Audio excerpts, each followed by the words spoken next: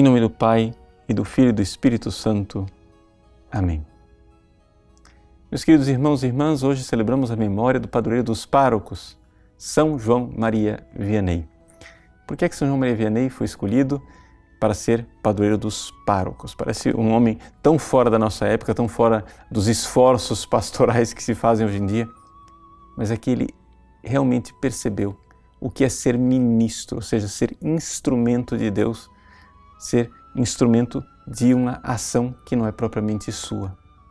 Veja, todo apóstolo, todo verdadeiro apóstolo precisa fecundar o seu apostolado com a oração e o sacrifício. E nesse sentido, São João Maria Vianney é um exemplo luminoso.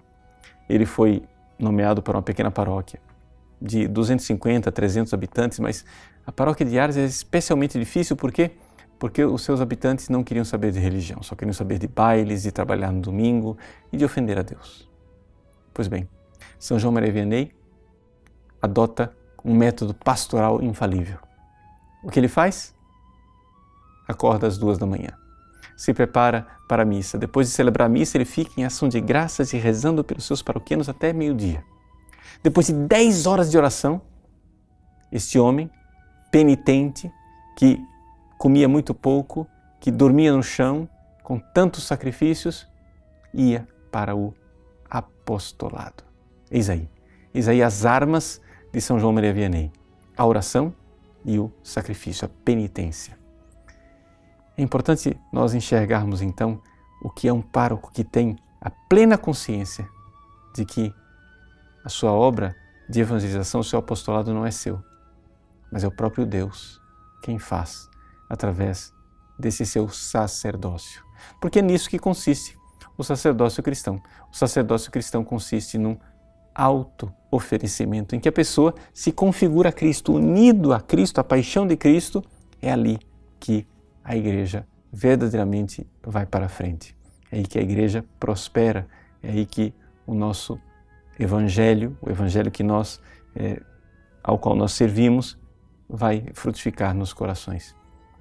São João Maria Vianney foi nomeado para uma paróquia pequenina. E, no entanto, Ars, como que tornou-se o centro do mundo. Ele, que vivia uma batalha verdadeira com Satanás, chegava mesmo a sofrer violência física, agressões físicas do demônio, ouviu um dia, perplexo, um desabafo do próprio demônio. Que se houvessem 3 ou 4 padres como ele, o seu reino, o reino de Satanás, estaria destruído. O Evangelho de hoje nos coloca exatamente essa realidade. A realidade da fé da igreja, a fé professada por Pedro, em que as portas do inferno não irão prevalecer.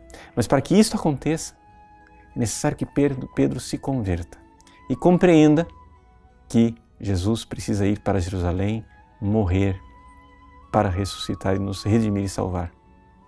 Pedro não entendeu esta lógica estranha de Deus, essa lógica que faz com que, na realidade, na Páscoa, em que nós passamos da dor para o amor, da morte para uma vida nova, ali acontece a redenção e o resgate da humanidade. Mas nós, na nossa vida concretamente, seguindo o exemplo de São João Maria Vianney, iluminados pelo Evangelho de hoje, nós temos que entender isto. Não haverá redenção se nós não unirmos ao sacrifício de Cristo da cruz a nossa oração e o nosso sacrifício pessoal. É isso que propulsiona o nosso apostolado.